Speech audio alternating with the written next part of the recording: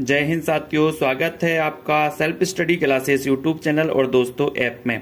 दोस्तों self study classes app ने जो आपके लिए एक बुक लॉन्च की है वो दोस्तों आज मैं उसका आपको डेमो बताने वाला हूं। यहां पर आप पूरा देखिए। आप एमपी टेट एग्जाम की तैयारी कर रहे हैं, टीजीटी पीजीटी की तैयारी कर रहे हैं, एचपी टेट एच टेट की तैयारी कर रहे हैं या फिर उत्तराखंड एलटी आरपीएससी आदि एग्जाम की तैयारी कर रहे हैं तो ये प्रश्न आपके लिए बहुत ही उपयोगी है दोस्तों। ठीक है, इसका एक डेमो आप यहाँ पर देख सकते हैं। ये जो बुक है 3000 क्वेश्चन की ये बुक है, वस्तुनिष्ठ हिंदी साहित्य तथा व्याकरण।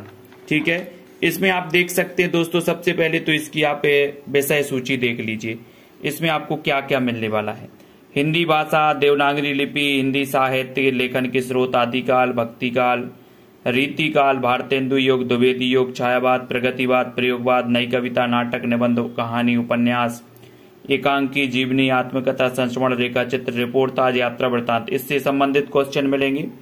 फिर यहाँ पर देखेंगे आप दोस्तों गद्य काव्य, डायरी, साक्षात्कार, नवगीत, साठोत्तरी कविता, पत्र पत्रिकाएं, काव्य शास्त्र, वर्णमाला, शब्द भेद, पर्यायवाची, विलोम, संधि, समास, उपसर्ग, प्रत्यय, वाक्य, मुहावरे, रस, छंद, अलंकार, क्रिया विशेषण, संज्ञा, लिंग, सर्वनाम और प्रमुख कथन।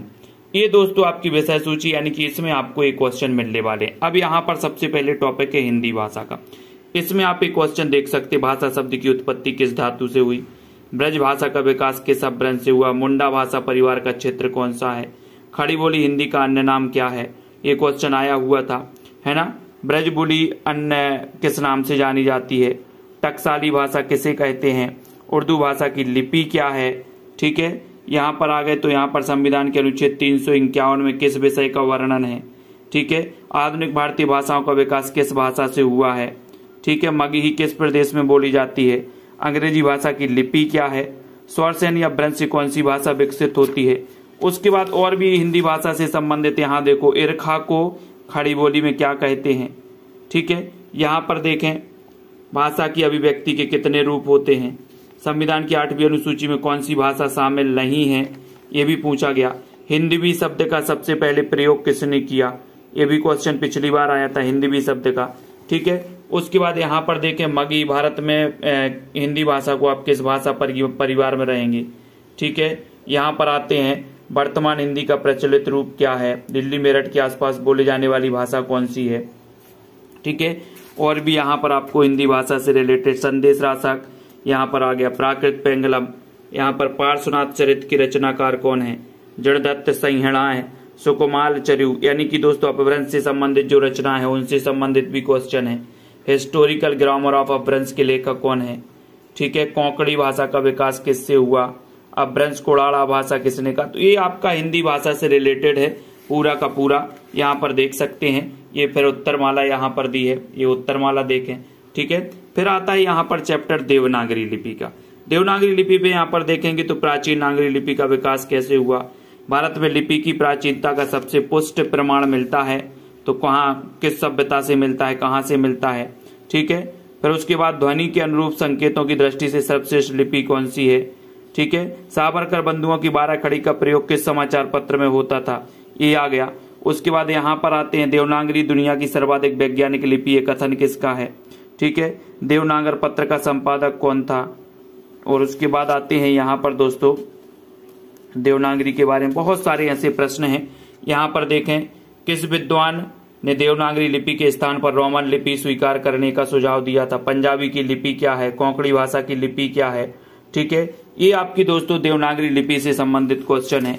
फिर यहाँ पर अपन देखें हिंदी साहित्य इतिहास लेखन के स्रोत, यहाँ पर स्रोत आ जाएंगे। ठीक है, यहाँ पर भक्तमाल के रचनाकार कौन है, दिया है भक्तमाल। फिर मिश्र बंधु विनोद में कितने कवियों का उल्लेख है। ठीक है, यहाँ पर देखें तो हिंदी साहित्य का आलोचनात्मक इतिहास के लेखक कौन है। ठीक है, राम कुमार वर्मा ने संधि काल का समय क्या माना है। फिर देखें यहाँ पर तो Hindi Kovid Ratnamala, the modern vernacular literature of Hindi साहित्य इतिहास ग्रंथ के लेखक का नाम बताइए। ठीक है, तो यहाँ पर देखते जाइए। अब दोस्तों ये उत्तरमाला हिंदी साहित्य इतिहास लेखन के स्रोत की। फिर यहाँ पर आता है आदिकाल। आदिकाल के क्वेश्चन है, आदिकाल को आरंभिक काल किसने कहा, आदिकाल को चारण काल किसने कहा, किस शैली में किस शैली का प्रयोग किया गया। ठीक है, आला किस ऋतु में गाया जाता है, आला। ठीक है, श्राप का रचना का है, मती से रूट कर बीसल देव कहाँ चले जाते हैं, यहाँ पर देखते हैं कि उस रचना की रचना कौन है, पर्व किसकी रचना है, काल की दृष्टि से सपनाने कवि है, किस ग्रंथ में चंद्रवरदाई को छप्पयों का कहा जाता है। ठीक है, उसके बाद बोध किसकी रचना है। फिर यहाँ पे तो ज्ञान निर्णय, कौल निर्णय की रचना कौन है। भक्ति काल और भक्ति काल के बीच स्वर्णिम कड़ी किस कवि को जाता है, किसे कहा है दोस्तों, है ना, किस से कवि बने हैं, पूछा गया। 63 सलाह का पुरुषों का वर्णन किस ग्रंथ में मिलता है, 63 पूरा। उसके बाद यहाँ पर आते सिद्ध की भाषा संधा नाम किसने, है ना, यहाँ पर व्याकरण ग्रंथ कौन है, व्याकरण कौन सा, ग्रंथ कौन सा है, चर्या रचना कौन है, ठीक है। काल की उत्तर में दोस्तों यहाँ देखो गद्य पद्य मिश्रित चंबा खोमसुकार कौन है, किस। फिर यहाँ आता है भक्ति काल। ठीक है, भक्ति में अपन यहाँ पर इनको अगर तो यार आते हैं तो ए तुलसी को चलता फिरता तरू ने कहा नाम था, ये भक्ति काल है, भक्ति काल। और उसके बाद दोस्तों यहाँ पर धीरे धीरे ये रेती काल आता है। तो ये को प्रयोग आ गया। प्रयोग में यहाँ देवता का जनक कौन है, नई कविता का सबसे प्रयोग किसने, तक से संबंधित थी, सुमन प्रपद किसका पर्याय है, इस प्रकार के क्वेश्चन आएंगे। ठीक है, फिर दोस्तों इसकी यहाँ पर उत्तरमाला,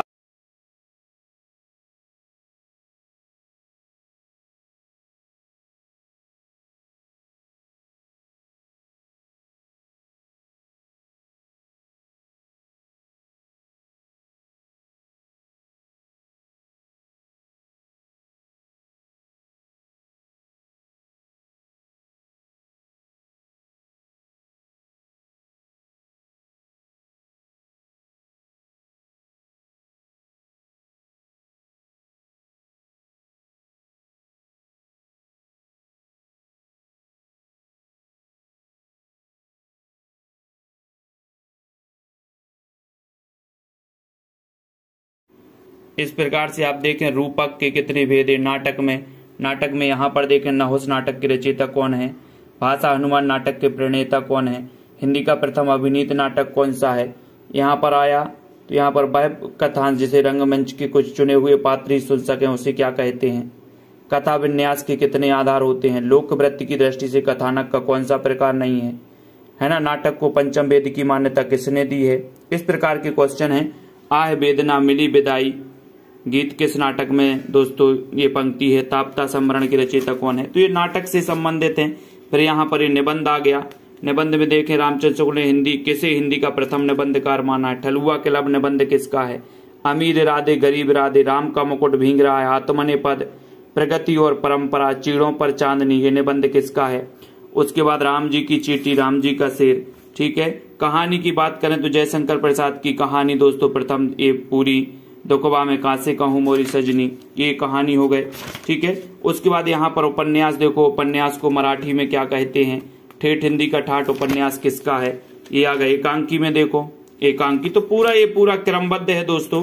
यहाँ पर आप देख सकते हैं संस्मरण है, गद्य काव्य है। ठीक है, और यहाँ पर दोस्तों आपका काव्य शास्त्र के क्वेश्चन भी इसमें रखे गए हैं। ये काव्य शास्त्र के भी पूरे 150 क्वेश्चन है इसमें। देखो, भारतीय काव्य शास्त्र का प्राचीनतम ग्रंथ कौन से, काव्य को 14 विधाओं का आधार किसने माना, शब्दार्थ सहितौ काव्यम, शब्दार्थ शरीरम तावत्य काव्यम, वाक्यम रसात्मकम काव्यम, ये आप देख सकते हैं। उसके बाद यहाँ पर देख सकते हैं हालावाद के प्रवर्तक कौन है। ठीक है, शब्दार्थ सहितौ काव्यम, गद्यम पद्यम चतुर्दश। ठीक है, इसको याद करना। नई समीक्षा शब्द का सबसे पहले प्रयोग किसने किया।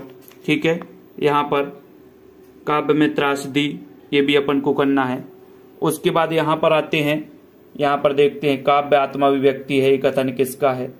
ठीक है, छंदमाला किसकी रचना है, छप्पई के प्रथम 4 चरण में छंद होते हैं, व्यंजना शब्द शक्ति के कितने भेद होते हैं, काव्य शास्त्र के अनुसार शब्द में अर्थ कितने प्रकार से लिया जाता है, यहाँ पर देख सकते हैं। ठीक है, तो टोटल मार्क 150 क्वेश्चन काव्य शास्त्र के भी हैं। फिर वर्णमाला के भी हैं दोस्तों, पूरे वर्णमाला। ठीक है, यहाँ पर देखें पर्यायवाची देखो, बादल का पर्यायवाची शब्द है नहीं है, मोर का पर्यायवाची इनमें से क्या है, महाश्वेता किसका पर्यायवाची है। ठीक है, उसके बाद तोय देखो, तोय कुतुबन के गुरु का नाम क्या है, अश्व, है ना। इस प्रकार से नीरस का विलोम धनवान, दक्षिण का विलोम क्या है। ठीक है, इस प्रकार से यहाँ पर देखो पाश्चात्य का विलोम क्या है, यश का सही विलोम अर्वाचीन, परोस का, उत्थान का, सुसुप्ति, रिजु का विलोम क्या है, हर्ष का विलोम क्या है। ठीक है, यहाँ पर आते हैं तो जंगम का विलोम है जंगम, साहचार, अंतर्मुखी का आविर्भाव, श्री गणेश, पुष्ट। ठीक है, उद्धत शब्द का विलोम क्या है, स्थावर का विलोम क्या है। इस प्रकार से क्वेश्चन विलोम शब्द से संबंधित क्वेश्चन है। ठीक है। और यहाँ पर देखें उपसर्ग है, उपसर्ग से रिलेटेड क्वेश्चन है दोस्तों यहाँ पर, ठीक है। रस संबंधी प्रश्न है, रस संबंधी भरत मुनि ने रस के कितने भेद माने हैं, इस प्रकार से, ठीक है। तो और यहाँ पर देखें तो छंद संबंधी क्वेश्चन है, छंद की उत्तरमाला। ये पूरी की पूरी जो बुक है दोस्तों विशेषण टॉपिक वाइज पूरे के पूरे क्वेश्चन है। आप यहाँ पर देख सकते गुणवाचक विशेषण, ईमान का विशेषण क्या होगा, ठीक है। और दोस्तों सबसे बड़ी बात अंत में, इसके अंत में कथन है, कथन महत्वपूर्ण है। ये प्रमुख कथन यहाँ पर दिए गए हैं। जी रामचंद्र शुक्ल के प्रमुख कथन है, कबीर के निर्गुण पंथ का आधार भारतीय वेदांत और सूफियों का प्रेम तत्व है। इस प्रकार से कथन है यहाँ पर, केवल प्रेम लक्षण शक्ति का आधार करने के कारण कृष्ण भक्ति शाखा में अश्लीलत्व विलासिता की प्रवृत्ति जागृत हुई। कथन किसका है? रामचंद्र शुक्ल का कथन है, ठीक है। बहुत सारे कथन है, रामचंद्र शुक्ल के कथन है, भूषण के वीर रस से उद्गार सारी जनता हृदय की संपत्ति हुए, ठीक है। फिर यहाँ पर अपन देखें तो यहाँ पर भारतेंदु जी के कथन है, महावीर प्रसाद द्विवेदी अज्ञेय जी के कथन है, ठीक है। इसमें कथन भी महत्वपूर्ण कुछ कथन भी दिए हैं दोस्तों, ये कथन भी आप लोगों के लिए उपयोगी है, ठीक है। सो जिन भी साथियों को ये बुक मंगवाना है दोस्तों, आप सेल्फ स्टडी क्लासेस में संपर्क करना है 909699 ये 0991, ठीक है। की पूरी दोस्तों मंगवाने के लिए मंगवाना है आप 909691 पे आपको संपर्क करना है दोस्तों। 599 की ये पोस्ट के माध्यम 7 दिन इंडिया में कहीं मंगवाते हैं, बहुत चुके हैं। आपको जब भी मंगवाना करें और ये जो बुक है ये आप अपने घर पर मंगवा सकते हैं, ठीक है।